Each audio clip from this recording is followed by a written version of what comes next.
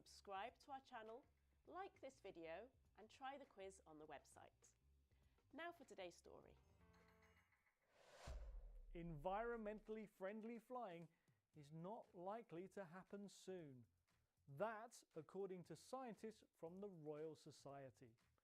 The UK government's target is completely sustainable flying by 2050. But researchers found that more than half of all British farmland would be needed to grow the plants to make the biofuel.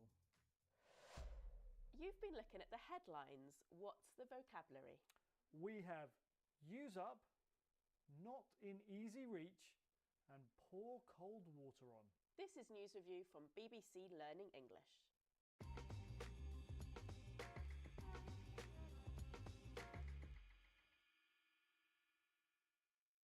Let's have a look now at our first headline.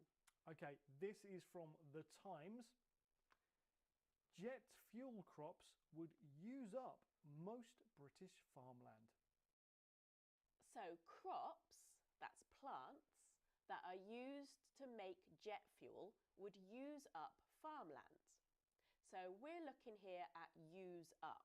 Now, I know the verb use, but what's the meaning here? Well, use up means to use something completely so that there's nothing left. So in the story here, it's saying that if British farmland is used up to grow jet fuel, then there's no space left for anything else, like space to grow food. And that's why this is unrealistic for these jet fuel crops to be grown.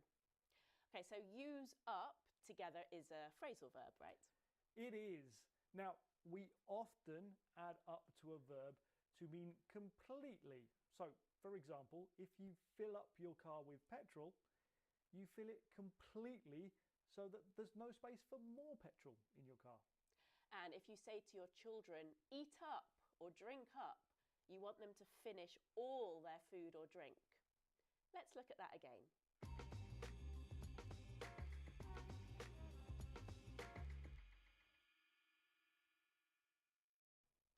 Okay, let's have our next headline.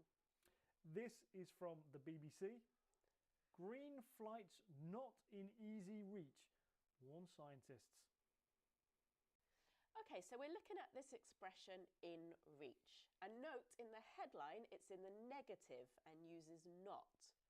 Okay, so Phil, I know the verb reach, so I reach for my water bottle if I need a drink. But in this headline, it's in reach, so it's not a verb, is it? No, it's not. It's a phrase, and we often use it with the verb be, and it means to have something close to you. So, Sean, your water bottle is in reach. You can reach it. It's close to you. Okay, so we can use it with physical things, like my water bottle, but we can also use it metaphorically. So in the headline, they say that green flights are not in easy reach, meaning that green flights will not happen yet. It's not easy to have them. Yes, and we often use it like this, metaphorically. So, for example, if you've got 1 month left until the end of the school year, we can say that the end of the school year is in reach. Or if I'm a professional sports person and I have an injury, then the Olympics are not in easy reach. Let's have a look at that again.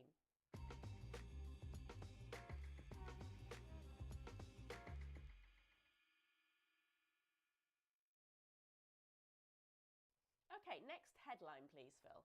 This one is from The Guardian. Scientists pour cold water on UK aviation's net zero ambitions. Okay, so here we're talking about net zero, which means limiting harmful gases.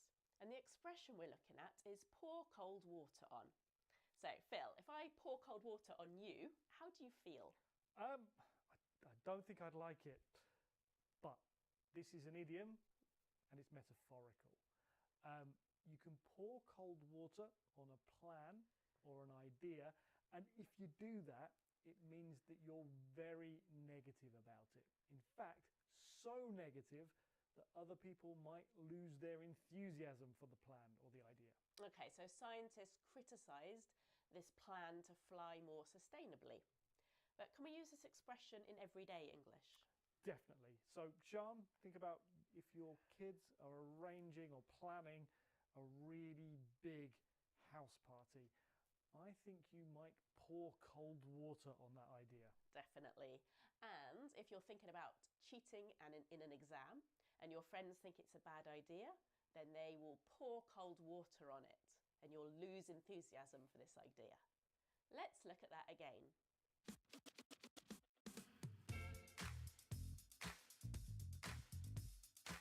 We've had use up, use all of something. Not in easy reach, not close or achievable. Pour cold water on. Be negative about something. Now, to learn and practice more vocabulary about climate change, click on this video. And click here to subscribe and never miss a video. Thanks for joining us. Goodbye. Bye.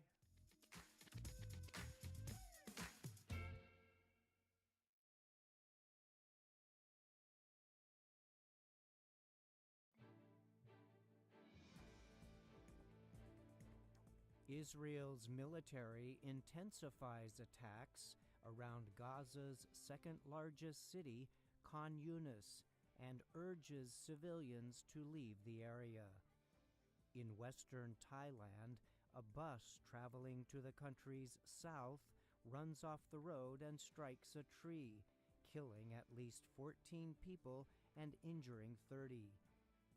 In India, Cyclone Mishong hits the southeastern coast, bringing heavy rains and strong winds.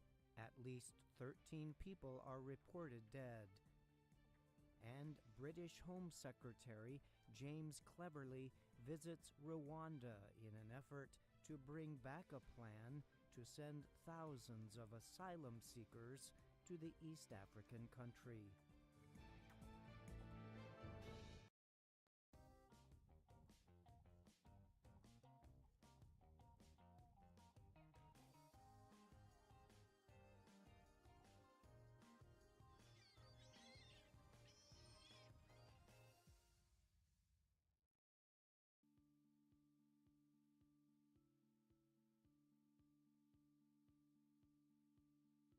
Hey, Pete.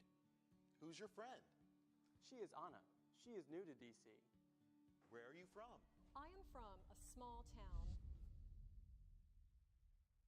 Now it's your turn. Listen. Where are you from? I am from a big city. Speak and say your city.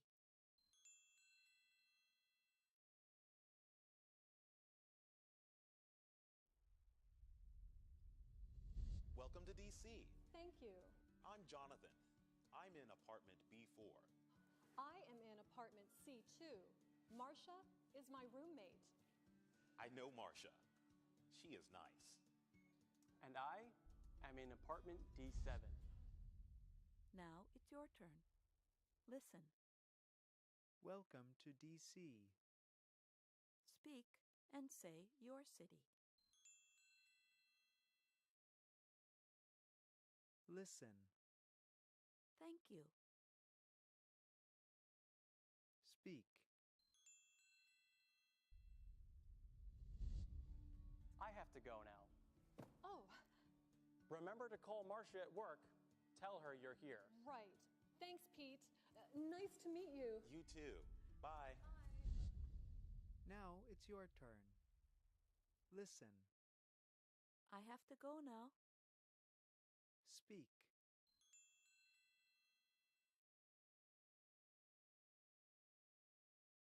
Listen. Nice to meet you. Speak.